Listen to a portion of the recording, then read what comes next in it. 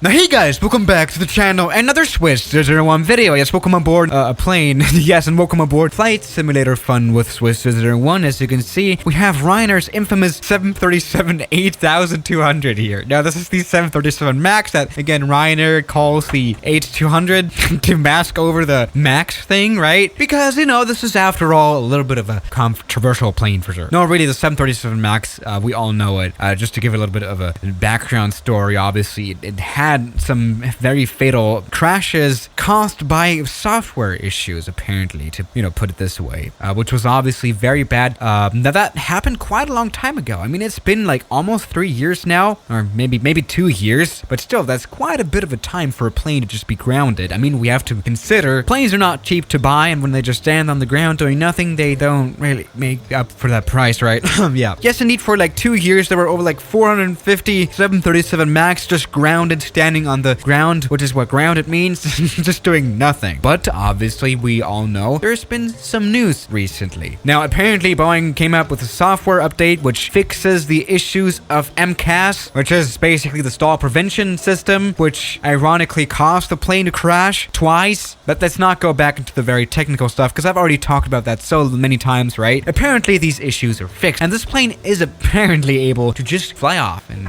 have fun and transport passengers. No, really, at the end of last year, like October 23rd, it's been quite a while, I made the last video about the 737 MAX, and in that one, I actually updated you guys on the progress of getting this plane back into the air. And actually, October 23rd was like shortly before the 737 MAX was allowed back into the skies in the US. Actually, it was allowed officially back into the skies by the FAA on November 18, 2020. And well, yes, indeed, in America, the 737 MAX has already made its return. Actually, very late last year, 737 MAX returns to US skies with first commercial flight on American Airlines here. And that was on the 29th of December, where they resumed scheduled service with 2 flights a day through January 4 from Miami to New York LaGuardia. Actually, this is here the official page from American Airlines. You know, they are a little nervous, of course, because passengers may or may not be nervous about flying the 737 MAX. So they actually made a very, very good approach to just make this article here on their website. So yes, indeed, the 737 MAX, this very plane that's been grounded for like 2 years now, is back in the skies in the US at least. Let's go ahead and actually fly it off while we're at it. I mean, we can just take a glance at how it is to fly this plane as a pilot. It is obviously not a bad plane for sure. Actually, this add-on is really, really nice as well. But yeah, all right, let's go ahead and 100 knots, 120 as well. Go ahead and take off. Perfect. So this plane is very nice with its powerful engines and everything. It's, well, we cannot complain, of course. I mean, just look at the glass cockpit view. That's all we gotta say pretty much about the 737 MAX. Even though the safety issues are obviously not particularly good about this plane. Now, actually, here on American Airlines, they are really making sure that, you know, people are not scared. The team of American Airlines are maintaining the 737 MAX aircraft and making sure they're in excellent conditions, which is good. I mean, that's quite normal, but you know, we don't want to scare off any passengers that are, you know, flying on the 737 MAX. In fact, American was actually so, I think it's actually a pretty kind thing. If you've booked on a 737 MAX flight and would like to change, you can rebook on the next available flight, I guess on another plane, on a normal 737. So really, they were making sure to go for a little bit of a slower approach, and actually, it was quite successful. In fact, according to American Airlines, I don't know why we're in this Ryanair 737 MAX. Yeah, according to them though, customers were not really scared of flying this plane.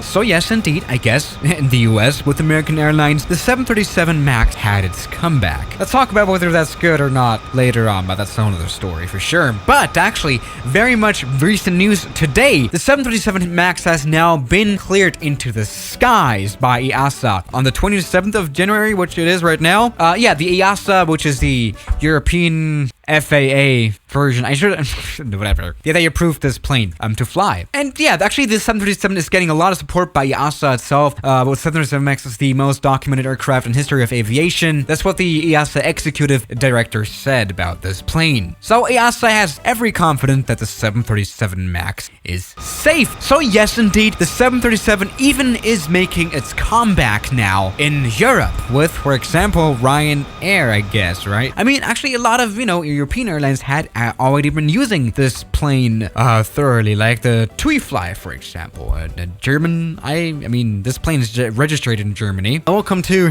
one of TUI's 737 MAX 8, which obviously has been grounded. I think Damax, it should probably exist in real life, and it's just chilling on the ground, but not for super long anymore, is it? Now, we don't actually know about when airlines are going to start using this plane again. We can, I mean, I'm speculating, I guess. At least I couldn't find any official information, but I'm thinking that it will take like another month or so until airlines actually fly this plane. I mean, you know, especially with this COVID-19 thing going on, I mean, yeah, there's not many airlines flying anyway, especially an airline like TUI Fly, which always has focused on, well, tourist travel, and, well, that's not particularly happening right now, so I don't know. But actually, the first airline to be expected to bring back the 737 is actually the Ryanair, or other low-cost carriers that are flying this plane. I mean, TUI is not that much of a low-cost carrier, so at least that's what it says here. Ryanair are viewed as the first airlines that will see passengers returning. But actually, there are other airlines that are not that big of a fan of the 737 anymore, apparently. For example, Sun Express, an airline that I don't have the livery for in the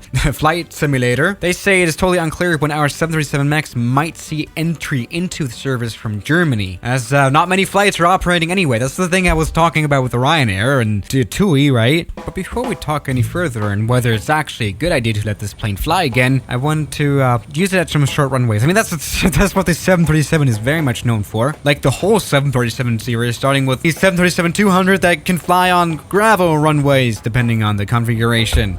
So yeah, these planes are some actually pretty savage planes. Savage. Well, this is actually a 1,000-meter long runway, something no problem for a 737, as we can see. These planes are actually quite crazy, but maybe we should get it back on topic. Yeah. Well, for example, BBC News says that planning to fly this plane too early. Actually, a former senior manager at Boeing 737 plant said that regulators and investigators have largely ignored factors which he believes may have played a direct role in the accidents. Damn. Oh, who to believe now? I don't know. No, but this plane is safe, I guess, to fly. Yes, I would actually jump on a 737 MAX, actually, if I got the chance to do it, because I really want to experience how this plane flies. And we all know that Boeing cannot afford to lose another aircraft for sure. I'm pretty sure they looked deeply into it. They messed up the safety standards so much last time that, you know, they just won't do it again, right? They can't do it again, right?